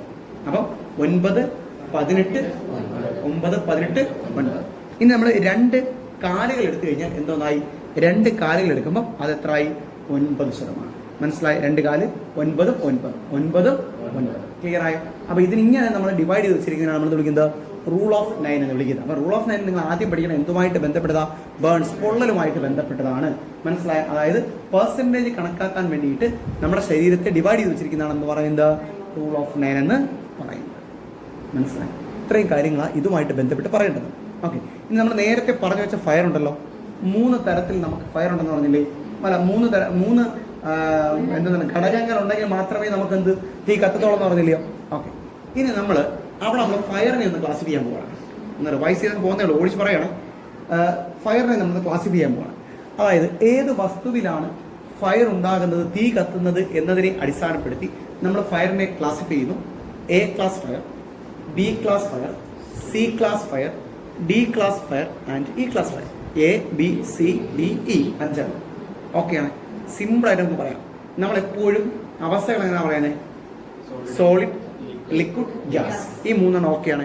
ആദ്യത്തെ 3 അങ്ങനെ A solid, B liquid, C gas. ഓക്കെയാണോ? അപ്പൊ എ എന്ന് പറഞ്ഞു കഴിഞ്ഞാൽ എന്താണ്? ഏതെങ്കിലും ഒരു ഖരവസ്തുവിൽ തീപിടുത്തം ഉണ്ടായാൽ അതിനെ നമ്മൾ വിളിക്കുന്ന പേരാണത് എ ക്ലാസ് ഫയർ. അപ്പൊ എ ക്ലാസ് ഫയർ എന്ന് പറഞ്ഞാൽ ഒരു ഖരവസ്തുവിൽ, ഇപ്പൊ തടിയിൽ തീപിടിക്കുന്നു, എ ക്ലാസ് ഫയർ ആണ്. എന്റെ ശരീരത്തിൽ തീപിടിക്കുന്നു, എ ക്ലാസ് ഫയർ ആണ്. അങ്ങനെ ഖരവസ്തുക്കൾ എന്തിൽ തീപിടിച്ചാലും എന്ത് വിളിക്കാൻ പറ്റും? നമുക്ക് എ ക്ലാസ് ഫയർ എന്ന് വിളിക്കാൻ പറ്റും. ബി ക്ലാസ് ഫയർ എന്ന് പറഞ്ഞാൽ ലിക്വിഡ്സ്, പെട്രോളിൽ തീപിടിക്കുന്നു, ഡീസൽ തീപിടിക്കുന്നു, കെറോസിൻ, ഇതൊക്കെ എന്തോന്നാണ്? ബി ക്ലാസ് ഫയർ ആണ്. മനസ്സിലായി? ഇനി എ ക്ലാസ്സിലേക്ക് ഒന്നുകൂടെ പോകുന്നു.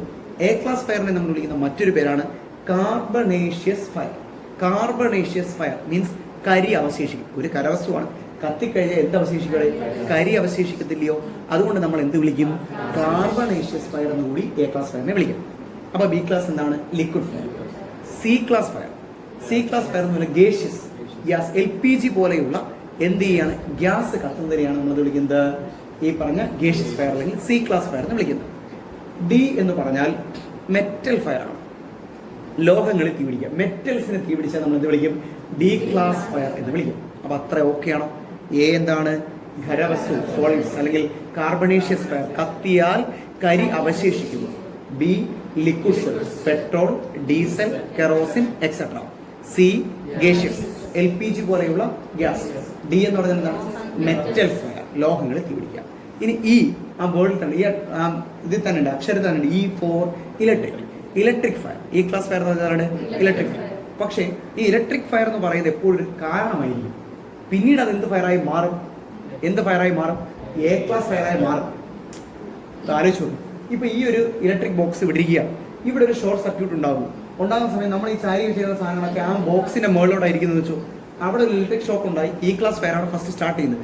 പിന്നീട് അത് എന്തായി മാറും? ഈ അടുത്തുള്ള വസ്തുക്കളിലേക്ക് എന്ത് ഫയറാം? എ ക്ലാസ് ഫയറായി മാറും. അപ്പൊ ക്ലാസിഫിക്കേഷൻ ക്ലിയർ ആണോ?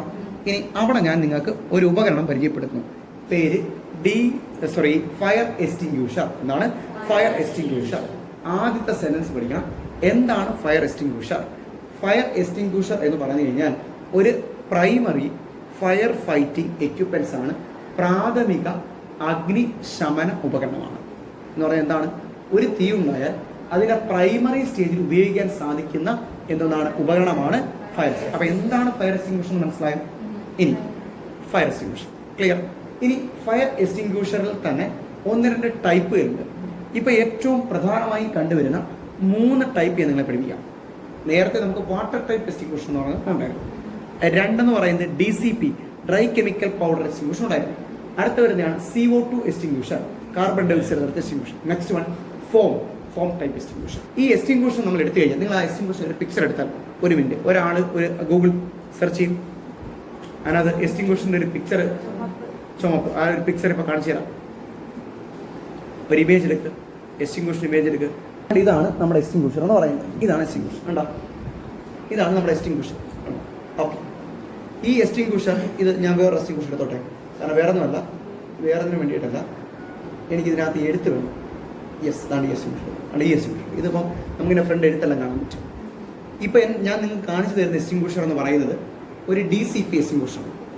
DCP എക്സ്റ്റിങ്ക്യൂഷർ ആണിത്. അതിനകത്ത് എഴുതിയിട്ടുണ്ട് DCP ആണ്, powder type, dry chemical powder type. Powder എഴുതിയിട്ടുണ്ടല്ലോ.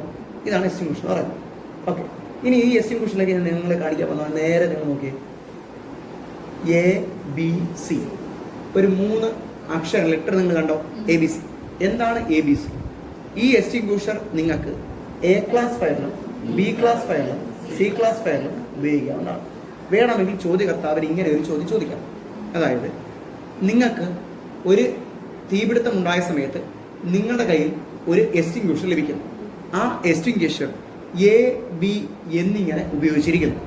അവിടെ തീപിടുത്തം ഉണ്ടായിരിക്കുന്നത് LPGക്കാണ്. ഈ എക്സ്റ്റിങ്ക്യൂഷർ അവിടെ സ്യൂട്ടബിൾ ആണോ? അല്ല. കാര്യം എന്താണ്? C വേണം. മനസ്സിലായി? വേണമെങ്കിൽ അങ്ങനെ ഇടുവെന്നല്ല, വേണം. ചോദ്യം ഫ്രെയിം ചെയ്യുന്നവർക്ക് അങ്ങനെ ചെയ്യാമല്ലോ. മനസ്സിലായി?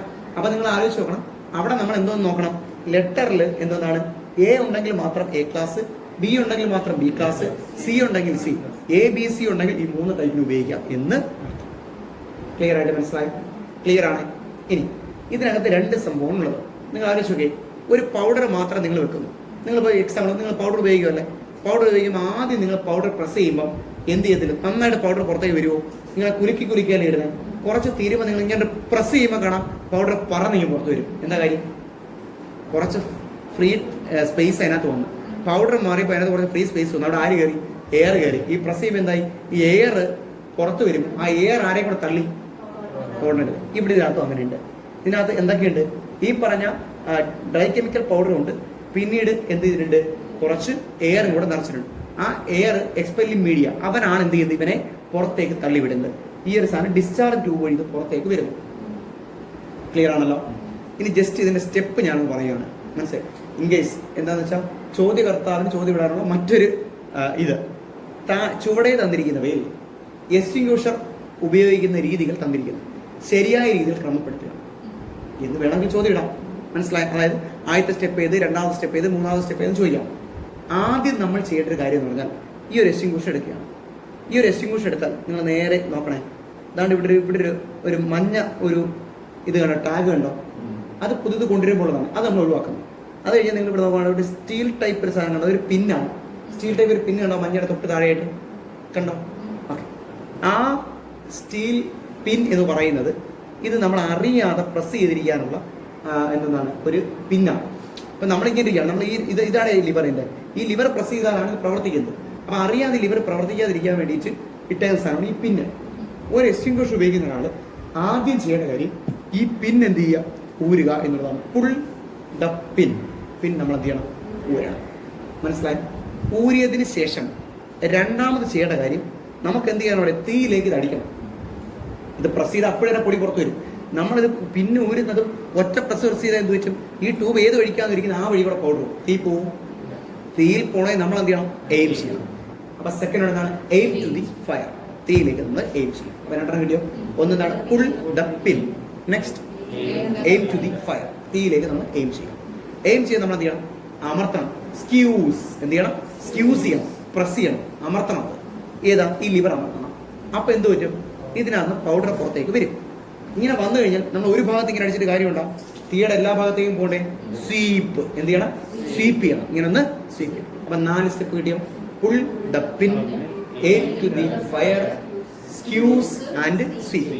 നിങ്ങൾ നോക്ക്, എവിടെങ്കിലും എക്സ്റ്റിംഗ്വിഷർ ഫിറ്റ് ചെയ്തിട്ടുള്ള സ്ഥലങ്ങൾ നിങ്ങൾ ശ്രദ്ധിച്ചാൽ നിങ്ങൾക്ക് മനസ്സിലാവും, അതിന്റെ തൊട്ട് താഴെയായിട്ട് എന്ത് എഴുതി വെച്ചിട്ടുണ്ടാവും, എഴുതി വെച്ചേക്കുന്നത് പാസ് എന്ന് എഴുതി വെച്ചിട്ടുണ്ടാവും. അഥവാ പിക്ചർ മാത്രമേ നമുക്ക് കാണാൻ പറ്റത്തില്ല, പാസ് എന്ന് എഴുതി വെച്ചിട്ടുണ്ടാവും. എന്ത് എഴുതിയിട്ടുണ്ട്, പാസ്. എന്താണ് pass, P pull, A aim, ആദ്യത്തെ എസ് എന്താണ്, സ്ക്യൂസ്, അടുത്തെന്താണ്, സ്വീപ്പ്. അപ്പൊ എക്സ്റ്റിംഗ്വിഷർ എങ്ങനെ ഉപയോഗിക്കുന്നത് മനസ്സിലായോ? ഓക്കെ, ഇനി ജസ്റ്റ് ഞാനൊന്ന് പറയുകയാണ്, ചിലപ്പം ചോദ്യം ഇടുമെന്ന് അറിയത്തില്ല. ഒരു എക്സ്റ്റിംഗ്വിഷർ പ്രവർത്തനക്ഷമമാണോ എന്ന് നമ്മൾ പരിശോധിക്കുന്നത് 1-2 കാര്യങ്ങൾ നോക്കിയിട്ടാണ്. ആദ്യം നമ്മൾ നോക്കുന്നത് ഇതിലെ നീഡിലാണ്. ഇതിനകത്തൊരു ഗേജ് ഉണ്ട്. ആ ഗേജിൽ നിങ്ങൾ നേരെ നിങ്ങളുടെ മനസ്സിൽ വരണം. നിങ്ങൾ വണ്ടിയുടെ നിങ്ങൾ നോക്കിയിട്ടുണ്ടോ, പെട്രോളിൻ്റെ ആ ഒരു ഭാഗം നോക്കിയിട്ടുണ്ടോ, നീഡിലൊക്കെ വരുന്ന നോക്കിയിട്ടുണ്ടോ? അല്ലെങ്കിൽ ഇവർക്ക് പറഞ്ഞു കൊടുക്കാൻ, നിങ്ങളൊക്കെ വണ്ടി കണ്ടിട്ടുണ്ടായിട്ട് അറിയാം. നിങ്ങൾക്ക് വണ്ടിയുടെ കണ്ടിട്ടുണ്ടല്ലോ, അറിയാമല്ലോ, വണ്ടിയുടെ ഒരു നീഡിലുണ്ട്. അപ്പോൾ നമ്മൾ പെട്രോൾ പറയുമ്പോൾ നേരെ വന്ന് എവിടെ നിൽക്കും, പമ്പിന്റെ സൈഡ്, മീൻസ് അവിടെ റെഡ് കളർ വരും. റെഡും കഴിഞ്ഞ് അടിക്കാൻ പമ്പിന്റെ സൈഡ് വരുന്നുണ്ട്. ഓക്കെ, റെഡിന്റെ ഭാഗം പിക്ചർ കാണിച്ചിരിക്കുന്ന ആ ഭാഗത്ത് വരും. അതിന് തൊട്ട് മുമ്പ് റെഡ് കണ്ടായിരുന്നു, ആ റെഡ് വന്നിരിക്കും. ആ റെഡ് കഴിഞ്ഞ് പിന്നെ അടിച്ചിരിക്കുന്നതാണ്. ഓക്കെ, അപ്പോൾ ആ റെഡിന്റെ ഭാഗത്തേക്ക് വരും. ഇത് പെട്രോൾ വരുന്നതനുസരിച്ച് മേളിൽ കയറി ഗ്രീനിൽ വന്നിരിക്കും. ഗ്രീൻ എന്ന് പറഞ്ഞാൽ എന്താണ് അർത്ഥം, വണ്ടി ഓടും, പ്രവർത്തിക്കും. റെഡ് എന്ന അർത്ഥം എന്താണ്, പ്രശ്നമായി തുടങ്ങി. അത് തന്നെ ഇവിടെ ഈ നീഡിൽ ഗ്രീനിന്റെ അടുത്ത് നിന്ന അർത്ഥം ഈ എക്സ്റ്റിംഗ്വിഷർ എന്ത് ചെയ്യും, പ്രവർത്തിക്കും. ഗ്രീൻ എന്ന് പറയുന്നത് സൂചിപ്പിക്കുന്നത് ഇതിനകത്ത് എയർ ഉണ്ടോ ഇല്ലയോ എന്ന കാര്യമാണ്. ഇതിനകത്ത് എയർ ഉണ്ടോ, എയർ പൂർണ്ണമായിട്ട് പോയാൽ ഇതെന്ത് ചെയ്യും, റെഡി വരും. അപ്പോൾ എയർ ഇല്ല, ഇനി പൊടിയെ തള്ളാൻ ആരെങ്കിലും ഉണ്ടോ അകത്ത്, ഇല്ല, അപ്പോൾ അവൻ പ്രവർത്തിക്കത്തില്ല. മനസ്സിലായോ? പിന്നെ നമ്മൾ എക്സ്പയർ നോക്കും. എക്സ്പയർ നമ്മൾ കൃത്യമായിട്ട് എന്ത് ചെയ്യും, നോക്കും. ഈ 2 കാര്യങ്ങളാണ് പ്രധാനമായിട്ട് നോക്കുന്നത്. അപ്പോൾ അത് ഓക്കെയാണ്. അപ്പോൾ DCP ഓക്കെയാണ്. ഇതാണ് CO2 എക്സ്റ്റിംഗ്വിഷർ. സ്പേസിൽ വ്യത്യാസമുണ്ട്. ഓക്കെ, ഇവിടെ നിങ്ങൾക്കുള്ള ചോദ്യം ഇത്രയും ചോദിക്കാൻ സാധ്യതയുണ്ട്. എന്തുകൊണ്ട് CO2 എക്സ്റ്റിംഗ്വിഷറിന്റെ ഡിസ്ചാർജ് ട്യൂബിന്റെ അറ്റത്ത് ഒരു ഹോൺ ഫിറ്റ് ചെയ്തിരിക്കുന്നു? ഒറ്റ ഉത്തരവേ ഉള്ളതിന്.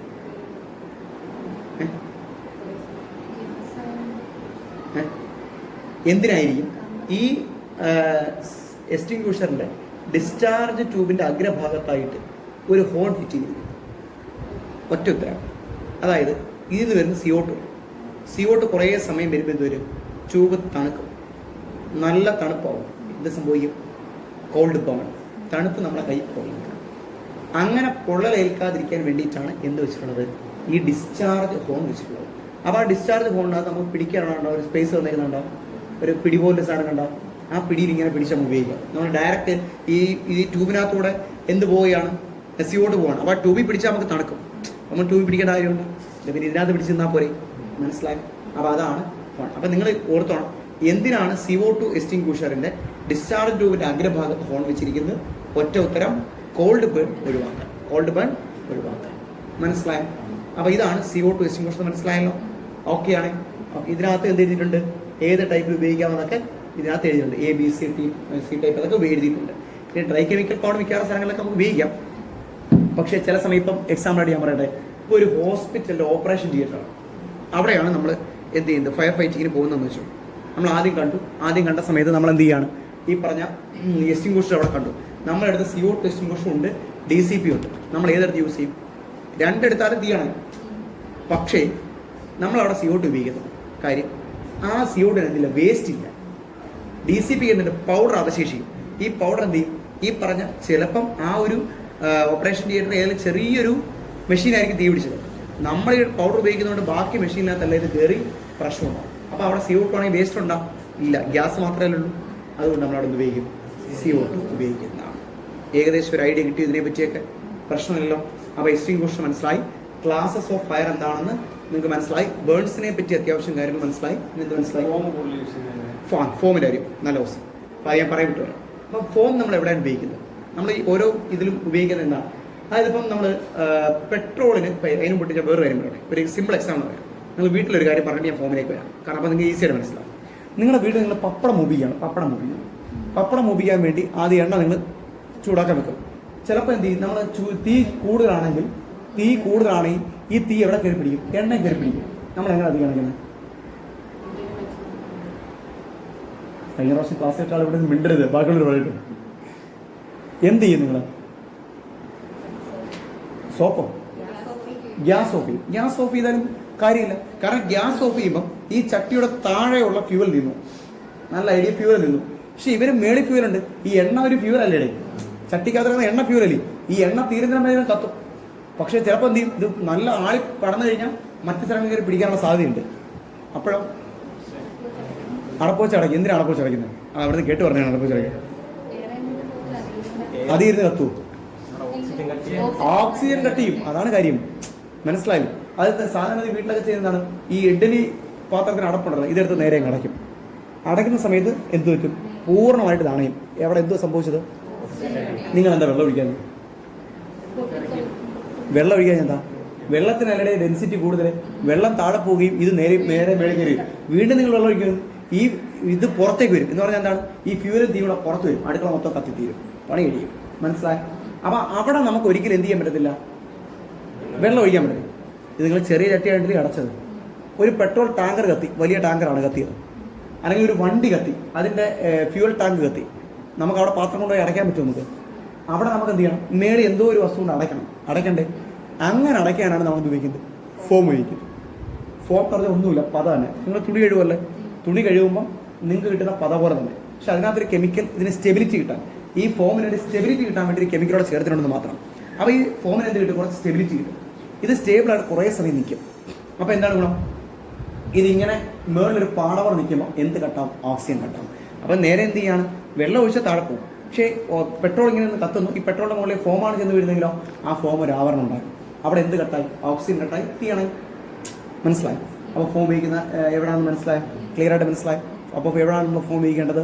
ലിക്വിഡ് ഫയറിനാണ് നമ്മൾ എന്ത് കൂടുതലായിട്ട് ഉപയോഗിക്കുന്നത്? ഫോം നമ്മൾ ഉപയോഗിക്കേണ്ടത്. മനസ്സിലായോ? ഇനി നമുക്ക് ഒന്ന് രണ്ട് പേരുടെ പറഞ്ഞ് അവസാനിപ്പിക്കാം. LPG, liquefied petroleum gas. നമ്മുടെ വീട്ടിലുള്ള LPG ഏതവസ്ഥയിലാണ് നിറച്ചിരിക്കുന്നത്? ലിക്വിഡായിട്ടാണോ ഗ്യാസായി? LPG പറഞ്ഞൊരു ഗ്യാസാണ്. പക്ഷെ നമ്മുടെ വീട്ടിൽ കൊണ്ടുവരുന്ന LPG നമ്മൾ ലിക്വിഫൈഡ് പെട്രോളിയം ഗ്യാസ് അല്ലെങ്കിൽ LPG എന്നാണ് പറയുന്നത്, അല്ലേ? എന്തിനാണ് അങ്ങനെ വിളിക്കുന്നത്? എന്തിനാ ഈ ലിക്വിഫൈഡ് എന്ന് പറയുന്ന പദം ചേർത്തത്? ഗ്യാസിനെ കംപ്രസ് ചെയ്ത് എന്താക്കി മാറ്റി ലിക്വിഡ് ആക്കിയാണ് വെച്ചിരിക്കുന്നത്. നമ്മുടെ വീട്ടിലിരിക്കുന്ന സിലിണ്ടർ കൂടുതൽ ഡേഞ്ചർ ആവാനുള്ള കാരണം എന്താണെന്ന് വെച്ച് കഴിഞ്ഞാൽ അതിനകത്ത് കംപ്രസ് ചെയ്താണ് ഈ ലിക്വിഡ് വെച്ചിരിക്കുന്നത്. ഈ ലിക്വിഡ് എപ്പോഴും ചൂട് കിട്ടി എന്തായി മാറും? ഗ്യാസായി മാറും. ഇവൻ ഗ്യാസാണ് കുഴപ്പമെന്ന് അറിയാവോ? ഇവ 250 ഇരട്ടിയാവും. എന്ന് പറഞ്ഞാൽ നമ്മുടെ വീട്ടിൽ ഒരു സിലിണ്ടർ ഇരിക്കുകയാണ്, ഇത് ചൂട് കൊടുത്ത് ഈ ലിക്വിഡ് ഗ്യാസായി മാറിയാൽ ആ സിലിണ്ടർ ഇരിക്കുന്നതിനേക്കാൾ 250 സിലിണ്ടർ ഇരിക്കുന്ന ഏരിയയിൽ ഈ ഗ്യാസ് കവർ ചെയ്യും. എന്നാൽ നമ്മുടെ വീട് ഫുള്ള് കവർ ചെയ്യാനുള്ള ഗ്യാസ് അതിനകത്തുണ്ട്, അല്ലേ? അപ്പോൾ പെട്ടെന്ന് എന്ത് ചെയ്യും? ബ്ലാസ്റ്റ് ആവും. മനസ്സിലായി? അപ്പോൾ അത് നമ്മുടെ വീട്ടിലുള്ള LPG എന്ന് പറഞ്ഞാൽ ലിക്വിഫൈഡ് ആണ്. അത് എന്ത് ദ്രാവക അവസ്ഥയിലാണ് ഉള്ളത്. ക്ലിയറായിട്ട് മനസ്സിലായോ? ഇനി അവിടുത്തെ റേഷ്യോ നമ്മൾ പറഞ്ഞു 1:250. എന്ന് വെച്ചാൽ ലിക്വിഡ് ഒന്നായിരിക്കുമ്പോൾ ഗ്യാസ് ആകുമ്പോൾ എത്രയായി മാറും? 200. അപ്പോൾ 1:250 ഓർത്തണം. അത് ഓക്കെയാണ്. ഇനി നമ്മൾ നേരെ നോക്കുന്നത് ഒരു LPG ക്യാരി ചെയ്ത് കൊണ്ടുപോകാം, വണ്ടിക്കകത്ത് കൊണ്ടുപോകാം. ഏതാണ്? ബുള്ളറ്റ്. അത് നോർമൽ സിലിണ്ടർ കൊണ്ടുപോകുന്നതല്ല, ബുള്ളറ്റിനകത്ത് കൊണ്ടുപോകണം. അത് ഏത് അവസ്ഥയിലാണ്? അത് ഗ്യാസായിട്ട് തന്നെയാണ്. അതെങ്ങനെ കൊണ്ടുപോകുന്നത്? ഗ്യാസ്. കാരണം എന്തായിരിക്കും? സുരക്ഷിതത്വം. ഗ്യാസായിട്ട് തന്നെ ആയിരിക്കും കൊണ്ടുപോകുന്നത്. മനസ്സിലായി? ഇനി ഈ LPG നമുക്ക് ഈ LPG പോലുള്ള വസ്തുക്കൾ നമുക്ക് തിരിച്ചറിയാൻ വേണ്ടി ഇപ്പോൾ LPG റോഡെ കൂടെ കൊണ്ടുപോകും, പെട്രോൾ കൊണ്ടുപോകും, ഡീസൽ കൊണ്ടുപോകും. ഇങ്ങനെയുള്ള വസ്തുക്കൾ നമുക്ക് പെട്ടെന്ന് തിരിച്ചറിയാൻ, നമുക്ക് വണ്ടി വെച്ച് നമുക്ക് തിരിച്ചറിയാൻ പറ്റില്ല. കാരണം പെട്രോളും ഡീസലും കൊണ്ടുപോകുന്ന വണ്ടി അല്ലെങ്കിൽ കെറോസിൻ കൊണ്ടുപോകുന്ന വണ്ടി ഏകദേശം ഒരുപോലിരിക്കാം അല്ലേ. ഇത് തിരിച്ചറിയാനുള്ളൊരു മാർഗ്ഗമാണ് നിങ്ങൾ ജസ്റ്റ് കൊടുത്താൽ മതി ഹസ്കം കോഡ്. എന്താണ് ഹസ്കം കോഡ്? എന്താണ് ഹസ്കം കോഡ്? മനസ്സിലായി? ഹസാഡസ് കെമിക്കൽ കോഡ്, അതാണ് ഹസ്കം കോഡ്. അപ്പൊ എന്താണ് ഹസ്കം കോഡ് എന്ന് പറഞ്ഞാൽ ഹസാഡസ് കെമിക്കൽ കോഡ്. എന്തിനാ ഹസ്കം കോഡ്? അതായത് ഇത്തരത്തിലുള്ള അപകടകരമായ വസ്തുക്കൾ ട്രാൻസ്പോർട്ട് ചെയ്യുന്ന സമയത്ത് മറ്റ് ആളുകൾക്ക് അല്ലെങ്കിൽ രക്ഷാപ്രവർത്തനം നടത്തുന്ന ആളുകൾക്ക് ഈ വാഹനത്തിൽ എന്താണ് എന്ന് തിരിച്ചറിയാനുള്ള കോഡാണെന്ന് പറയുന്നത് ഹസ്കം കോഡ് എന്ന് പറയും. ഈ ഹസ്കം കോഡ് നമ്മൾ പരിശോധിച്ചാൽ നമുക്കതിന് കുറേ കാര്യങ്ങൾ കിട്ടും. ഒന്ന്, അതിനകത്ത് എന്ത് വസ്തുവാണ് എന്ന് മനസ്സിലാക്കാം. രണ്ട്, എന്ത് മീഡിയം ഉപയോഗിക്കണം എന്ന് മനസ്സിലാക്കാം. മീഡിയം എന്ന് പറഞ്ഞാൽ വാട്ടർ ഉപയോഗിക്കണോ, ഫോം ഉപയോഗിക്കണോ, വാട്ടർ തന്നെ ജെറ്റായിട്ട് ഉപയോഗിക്കണോ, DCP ഡ്രൈ കെമിക്കൽ പൗഡർ ഉപയോഗിക്കണോ എന്ന് നമുക്ക് ആര് പറഞ്ഞു തരും? ഹസ്കം കോഡ് പറഞ്ഞു തരും. മനസ്സിലായി? ഇനി ഈ പറഞ്ഞ ഇത്തരത്തിൽ ഉള്ള വാഹനങ്ങൾ അപകടത്തിൽപ്പെടുമ്പോൾ ഏത് രീതിയിൽ അതിനെ സമീപിക്കണമെന്നും ആര് പറഞ്ഞു തരും? ഹസ്കം കോഡ് പറഞ്ഞു തരും. മനസ്സിലായി? അതിനുശേഷം ഇവാക്വേഷൻ നടത്തണോ വേണ്ടയോ എന്നും ആര് പറഞ്ഞു തരും? നമ്മുടെ ഹസ്കം കോഡ് പറഞ്ഞു തരും. മനസ്സിലായി? ഒരു ഹസ്കം കോഡിന് എക്സാമ്പിൾ ഞാൻ പറഞ്ഞുതരാം. 2WE ഇതാണ് ഹസ്കം കോഡിൽ എന്തെന്ന് പറയുന്നത് ഒരു മോഡൽ എന്ന് പറയുന്നത്. ആ ഒരു ഹസ്കം കോഡ് കിട്ടിക്കഴിഞ്ഞാൽ അതിനകത്ത് എന്തുണ്ടാവും? ഒരു ഡിജിറ്റ് ഉണ്ടാവും. 1 2 3 4 ഈ 4 ഡിജിറ്റ് ഉണ്ടാവുള്ളൂ. 1 2 3 4 ഇങ്ങനെയുള്ള 4 ഡിജിറ്റുകൾ അതിനകത്ത് കാണിച്ചിട്ടുണ്ടാവും. ഒന്നുകിൽ 1 അല്ലെങ്കിൽ 2 അല്ലെങ്കിൽ 3 അല്ലെങ്കിൽ 4. എന്താണ് 1, എന്താണ് 2, എന്താണ് 3, എന്താണ് 4? 1 ആണ് ആ ഹസ്കം കോഡിനകത്തുള്ളതെങ്കിൽ നമ്മൾ അവിടെ ഉപയോഗിക്കേണ്ട മീഡിയം വാട്ടർ ജെറ്റാണ്. ജെറ്റ് രൂപത്തിൽ നമ്മൾ എന്ത് ചെയ്യണം? ചില സമയത്ത് നമ്മൾ ഈ വെള്ളം ഉപയോഗിക്കുന്നത് കൂളിങ്ങിന് വേണ്ടി മാത്രമല്ല, ഓക്സിജൻ കട്ട് ചെയ്യാനും നമ്മൾ വെള്ളം ഒഴിക്കാറുണ്ട്. മനസ്സിലായോ? അതെങ്ങനെ? നല്ല ഫോഴ്സിൽ ഒരു വസ്തുവിലേക്ക് നമ്മൾ വെള്ളം അടിച്ചു കഴിഞ്ഞാൽ എന്ത് പറ്റും? അവിടെ വെള്ളം എത്തുന്നതിനേക്കാൾ ആ ഫോഴ്സ് കൊണ്ട് അടി ചെയ്യാൻ നടക്കും. എടാ ഇപ്പം നിങ്ങൾ നോക്ക്, നിങ്ങൾ പുല്ലിനകത്ത് തീ പിടിച്ചു, നിങ്ങൾ വെള്ളമൊന്നും ഒഴിക്കുന്നില്ല, നിങ്ങൾ എന്ത് ചെയ്യാണ്? ഒരു പിന്നെ എന്തോ പറയുന്നത് ഒരു പലക കഷ്ണമോ അല്ലെങ്കിൽ ഒരു എന്തെങ്കിലും ഒരു സംഭവം എടുത്ത് അതിനെ മേളിൽ 2 അടി അടിച്ചാലോ ഓക്സിജൻ കട്ട എടുത്തിങ്ങനെ അല്ലേ? അതൊരു വെള്ളവും ഫോഴ്സിൽ പോയി അടിച്ചാൽ എന്ത് പറ്റും? അപ്പൊ ഇവിടെ നമ്മൾ 1 കണ്ടാൽ നമ്മൾ മനസ്സിലാക്കണം എന്താണ് അവിടെ കൊടുക്കേണ്ടത്. ഓക്കെയാണ്. 2 ആണെങ്കിൽ സ്പ്രേ ആക്കണം. ഇത് മാറണം. സ്പ്രേ മീൻസ് എന്തുമായിരിക്കും അവിടെ കൂളിംഗ് കൊടുക്കുക എന്നുള്ളതാണ്. സ്പ്രേ കുറേശ്ശെ വെള്ളം പോയി വേണ്ടിയിട്ട് സ്പ്രേ ആവണം. അപ്പൊ 2 എന്താണ് സൂചിപ്പിക്കുന്നത്? സ്പ്രേ. 3 സൂചിപ്പിക്കുന്നതെന്ന് വെച്ചാൽ ഫോമാണ്. 3 എന്താണ്? ഫോമാണ്. 4ാമത്തെന്ന് പറഞ്ഞാൽ DCP ഉപയോഗിക്കണം. 4 എന്ന് പറഞ്ഞ നമ്പർ ആണെങ്കിൽ ഇത്ര ഓക്കെയാണ്. 1 എന്താണ്? ജെറ്റ്. 2 എന്താണ്? സ്പ്രേ. 3 എന്താണ്? ഫോം. 4 എന്താണ്? ഇത്ര ഓക്കെയാണ്. ഇനി ലെറ്ററിനെ പറ്റി ഞാൻ കൂടുതൽ സംസാരിക്കുന്നുണ്ട്. കാരണം ലെറ്റർ കുറച്ച് ഏറെ ലെറ്ററുകൾ നമുക്കവിടെ വരും. മനസ്സിലായി?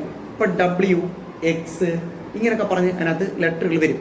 ഈ ലെറ്റർ വന്നു കഴിഞ്ഞാൽ ലെറ്റർ സൂചിപ്പിക്കുന്നത് എന്താണ് എന്ന് ചോദിച്ചു കഴിഞ്ഞാൽ, അതായത് നമ്മൾ അവിടെ എങ്ങനെ സമീപിക്കുന്ന സമയത്ത് നമ്മൾ ഏത് തരത്തിലുള്ള ഡ്രസ്സ് ധരിക്കണം, അതുപോലെ ബ്രീത്തിങ് അപ്പാരസ് BS നമ്മൾ ധരിക്കണം എന്നൊക്കെ സൂചിപ്പിക്കുന്നതാണ് എന്ന് പറയുന്നത് ഈ ലെറ്റർ എന്ന് പറയുന്നത്.